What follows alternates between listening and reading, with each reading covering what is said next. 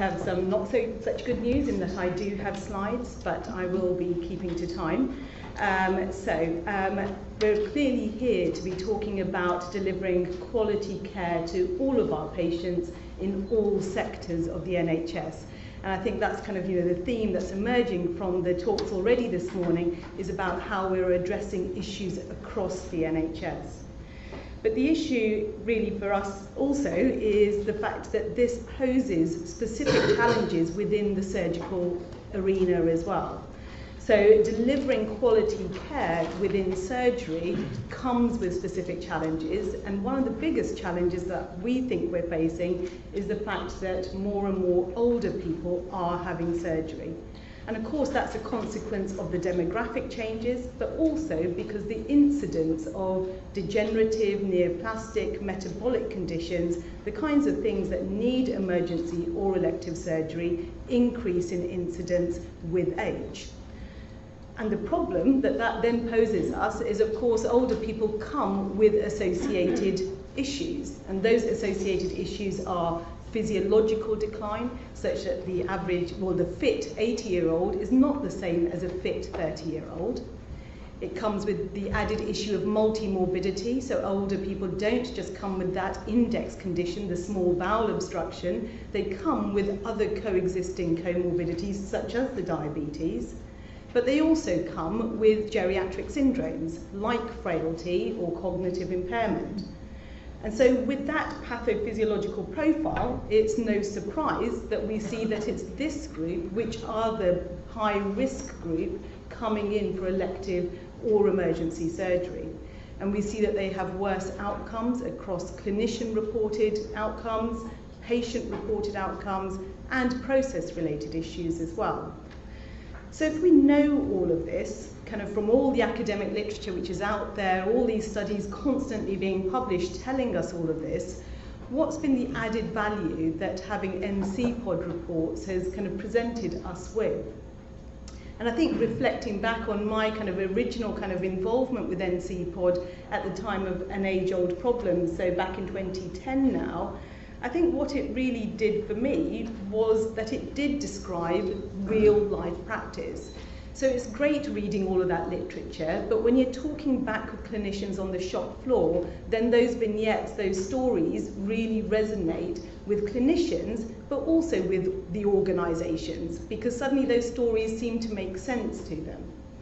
The other thing that I found was that working within that team, looking at those cases, suddenly you were sitting in a room with surgeons and anaesthetists and other professionals reviewing cases and looking at where you could have added quality to those patients' care. So it provided that talking point within that room, but it also prompted you to go back home to your shop floor and have those discussions there as well and say, look, these are the areas where we're not doing as well as we could be doing. And I think what that's then done is that over the years, it has stimulated innovation by addressing all of those issues, but also by giving us a label, a report, that kudos, that publicity, the press, kind of picking up on these issues and really starting to kind of get people thinking differently over time. So if I reflect back on An Age-Old Problem, so 8 years ago now, what this report told us was that despite being high risk, older patients were being transferred back from theatre to the general surgical wards. They were being looked after predominantly by junior surgical staff with support from medical registrars on call, multiple teams popping in and out, renal, cardiac, everyone kind of adding their little bit, but this resulting in overall disjointed care.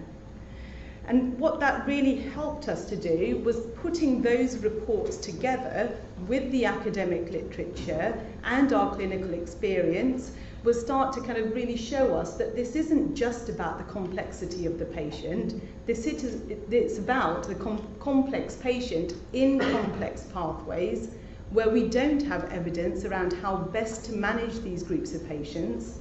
And even where we do have evidence, we're not good at translating it into routine clinical care.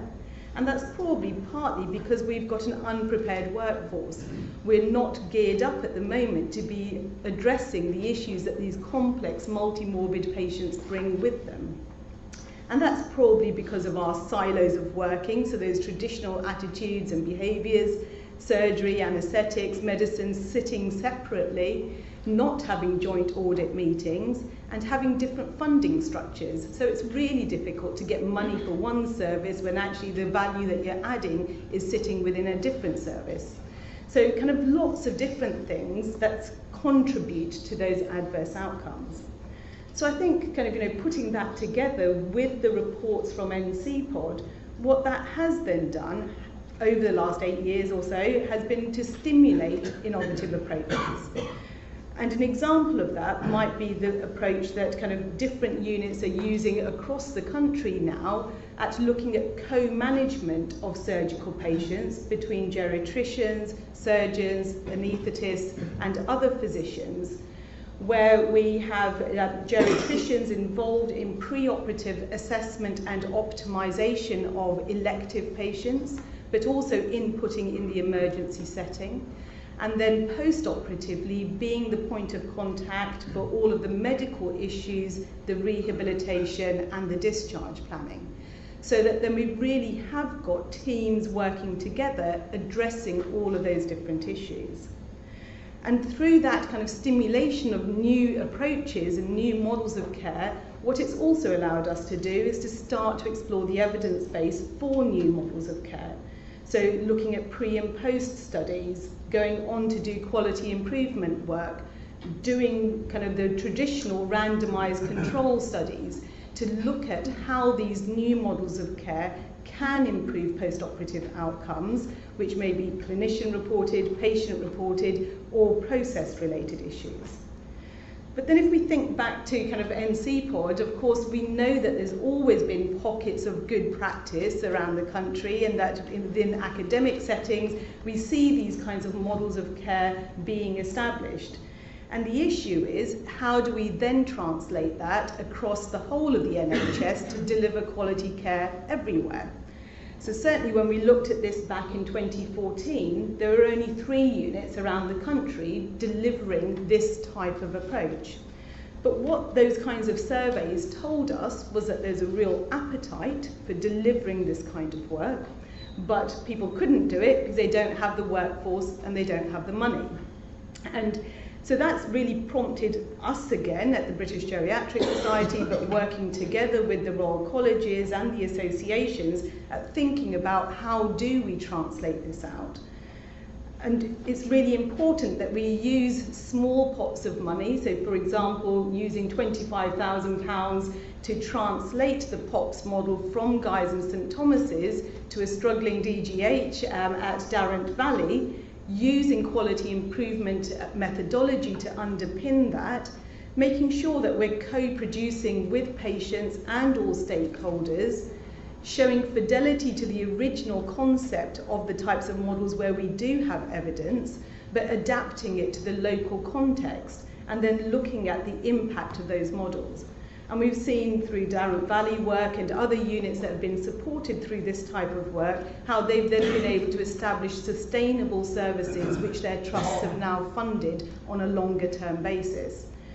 And we know that's happening because repeating that survey more recently, we've started to see how there's been a big uptake of these pre-operative joint clinics for the elective patient group, but also in terms of managing patients post-operatively, how we're getting far more collaboration around developing local joint meetings, guidelines, getting funding structures, thinking differently about how we establish these types of new services which are fit for purpose. And we're seeing how other units around kind of internationally are taking a lot of what we've been doing here and establishing similar services in those places too. And I think, what that brings us back to is those recommendations from NCEPOD 8 years ago, which kind of listed here kind of summarise that we've been starting to address. Clearly we're not able to do this everywhere in the country now, but what we have seen is how there has been a change over that relatively short period of time of 8 years or so. And as a consequence of that, of course, we're now starting to see how there's far more publications coming out around these new approaches to co-management. But at the same time, we do need to think about the issues around the workforce, because of course there aren't enough geriatricians to be doing this type of work. And if we reflect back on the fact that the majority of patients having emergency and/or elective surgery are older, then everybody should have a baseline working knowledge around how to assess older people and when to refer for more specialist intervention. So there's been a lot of work going on between the associations and with various teams around the country at addressing perioperative medicine for older people through developing appropriate education and training programs. So that kind of brings us back to that kind of issue around the fact that we need to have evidence, but we also need to have cultural and policy change.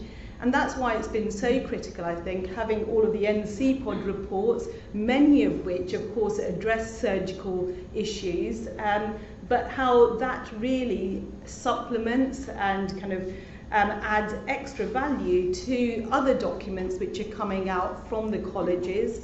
So the Royal College of Anaesthetists with the perioperative medicine documents, through the Royal College of Surgeons with the high-risk surgical patient, and through the RCP looking at the future hospital. And really, it's really about how we bring all of that together. It's never going to be about one of these things changing the outcomes for our patients or improving quality of care across the patch, but it's about bringing all of these things together into a concerted kind of approach to be able to tick off each of those issues which impact on patient outcome. And of course, if we can start to do that working collaboratively, then we can start to ensure that we are delivering quality care for all older surgical patients. And of course, that's going to kind of need to continue to be supported by NCEPOD. We're really looking forward to continuing to work together across all of those organisations to deliver that quality care. Thank you. If I was a commissioner and you were trying to sell to me the risk investment in this country, are you able to say, taking an overview of all the studies that have been done since that report, how many patients, what percentage improvement in survival has been as a consequence of this report? In terms of survival? Yes. So at the moment we don't have data around survival other than what we can extrapolate from cancer registries or other registries, vascular, joint, anything else. So no, there's nothing specific with these models of care looking at survival. What the models of care have focused at in developing the evidence for them at the moment has been predominantly at process-related outcomes, so length of stay, readmissions, cancellation, coding, and also clinician-reported outcomes in terms of morbidity, 30-day, but also longer-term functional recovery as well. And can you give us some figures for those, perhaps? Yeah, so in terms of the RCT in vascular surgery, that showed a 40% reduction in length of stay.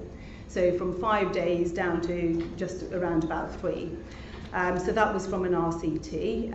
In terms of cancellations, the quality improvement work that was done at Darrant Valley and a number of other district general hospitals, there was a reduction in readmissions across the trust as a whole from 30% down to 10%. So it's those kinds of figures that we're looking at. It's impressive. Great, thank you very much.